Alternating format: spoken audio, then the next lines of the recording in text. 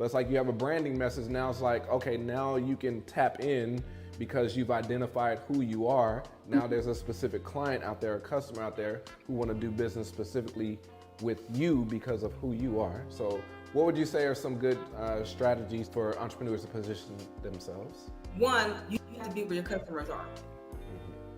Okay, so if you have, for example, let's suppose your product is something gaming related, you've got to be on Twitch. There's no way around it, right? That's the market that you have to be in.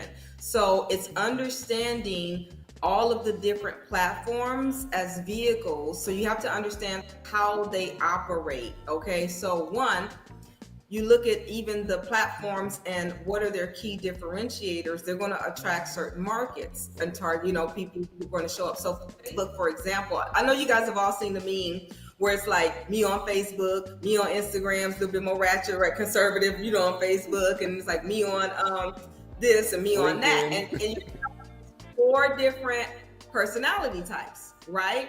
Those are people who get it.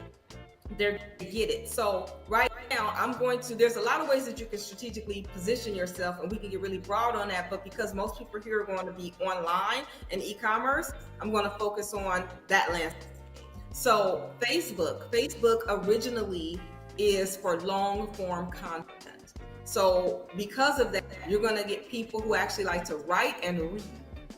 They like to write and read, right? That's your readers. That's your, a certain type of an audience. Now, it has getting a little family, very reunion-esque. It's right. It was always a little bit of messy, right? But for the most part, the content, there was like long form content because we leaned on the word.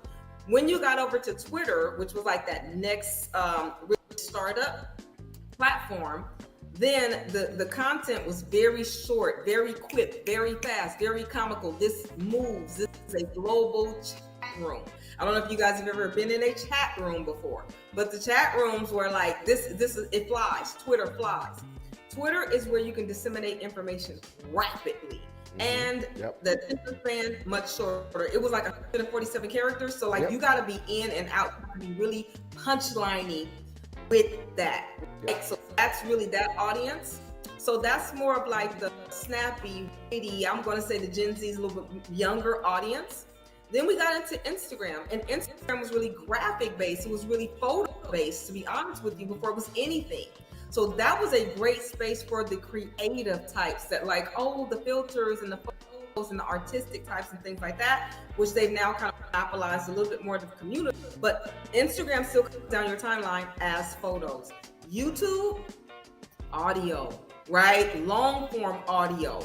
And video, video. This is really where you want to be. If you have anything that's like demonstrative, anything that requires articulation, communication, do a video form. So really knowing where your people are going to show up. Now, of course, we have TikTok, which is that it's a Twitter version of YouTube. With snack bite videos, it's like that Vine, and that's why it attracts the tiniest and the youngest amongst us, because it's super quick, it's fast, it's video, entertaining, it's engaging, right? Now, all of these platforms have kind of stretched their tentacles out, but they're still rooted in how they function and how they operate, which is why the content